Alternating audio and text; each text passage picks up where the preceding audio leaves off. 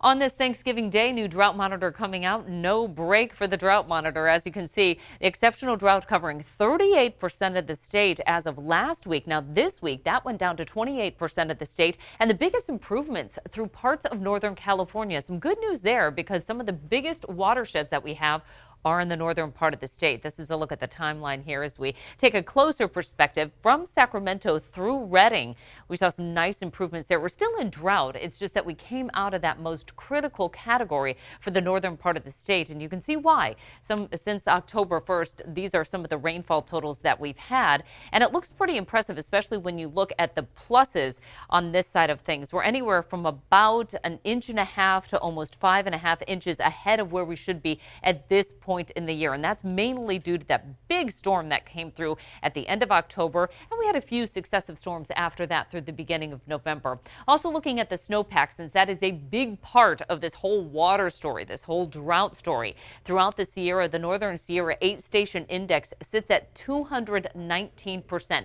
Now, if we weren't going to see any more big snowfalls this season, that would only give us about 29% of average when we wrap up the water year. Same situation for the San Joaquin 5-station index, 140% of average, but for the water year, we're only at 18% of average. Tulare 6-station index at 82% of average right now, but for the water year, only 9% of average. Now, the reason why snowpack is so important is because it provides a valuable resource for our water, especially through the dry season. This was up at Tahoe today on this Thanksgiving Day. Beautiful looking sunset, but you especially notice near Homewood how there's so little snow. Many of the ski resorts, in fact, couldn't even open for what usually is a pretty big weekend for skiers and snowboarders. This is a look at the snow pole here, and there's nothing to measure. It will be very interesting what happens on that first snow survey of the year. When we started off the season on October 26th, this is what our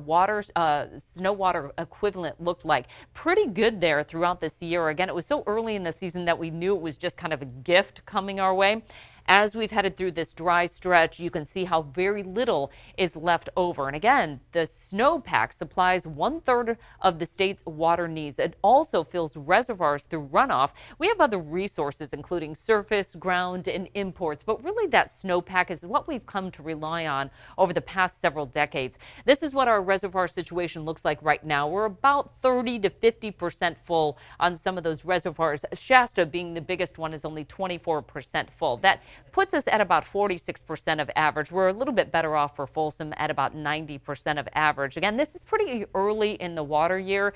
We need to get things going again. What we've been left with, though, over the holiday weekend, good travel weather with the lack of rain and snow throughout the state, but high fire danger. So just a little bit of a dry stretch puts us right back into that high fire danger with the windy weather, those Santa Ana winds prevailing over the holiday here through Southern California. We're going to stay with this stable weather pattern under this ridge of high pressure. All the moisture going well up to the north of us into the Pacific Northwest, and there's not a huge shift immediately in the forecast. It does look like as we head into maybe that 10 to 14 day period, we start looking at a wetter than average weather pattern returning for much of the state, especially through the northern part of the state, which can kind of chip away at some of those drought conditions. Now, in terms of the snowpack, though, it doesn't look very likely that we're going to have a huge snowpack. It may, in fact, be more rain in the Sierra than snow. That's not to say that we won't see some snow at the higher elevations. It's just lower elevations.